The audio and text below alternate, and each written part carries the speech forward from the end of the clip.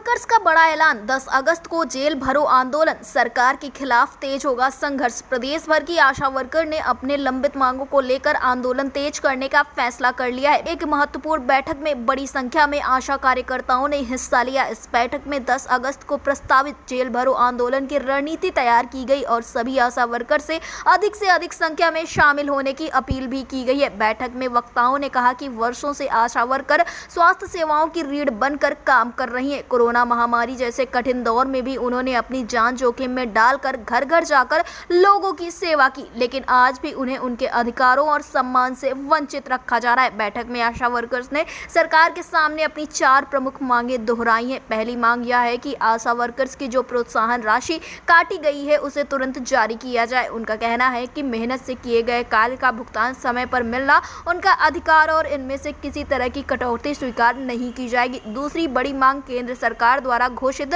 1500 की बढ़ी हुई राशि को तुरंत लागू करने की है। आशा वर्कर्स का कहना है कि घोषणा होने के बावजूद उन्हें इसका लाभ अभी तक नहीं मिला है, जिससे उनमें नाराजगी बढ़ती हुई चली जा रही है। और तीसरी मांग यह है कि सभी आशा वर्कर्स उनके परिवारों को कैशलेस मेडिकल सुविधा उपलब्ध कराई जाए। उनका कहना है कि जो महिलाएं पूरे समाज के स्वास्थ्य की जिम्मेदारी निभाती हैं, उन्हें और उनके परिवार को भी बेहतर स्वास्थ्य सुरक्षा मिलनी चाहिए। और चौथी तथा सबसे बड़ी मांग यह है कि आशा वर्कर्स को स्थायी कर्मचारी बनाया जाए। उनका कहना है कि जब तक उन्हें नियमित कर्मचारी का दर्जा नहीं मिलता है, तब तक कम से कम 30,000 का न्यूनतम वेतन और EPF, ESI, पेंशन, मातृत्व लाभ और अन्य सभी सामाजिक सुरक्षा सुविधाएं भी दी जाएं। बैठक में मौजूद नेताओं और आशा वर्कर्स ने साफ कहा है कि अगर उनकी मांगों पर जल्द सकारात्मक निर्णय नहीं लिया गया तो सोनीपत में 10 अगस्त का जेल भरो आंदोलन बड़े स्तर पर आयोजित किया जाएगा और हजारों वर्कर्स इसमें भाग लेंगी। अब उनकी नजर सरकार के अगले कदम पर है। क्या सरकार आंदोलन से पहले इन मांगों पर फैसला लेगी या फिर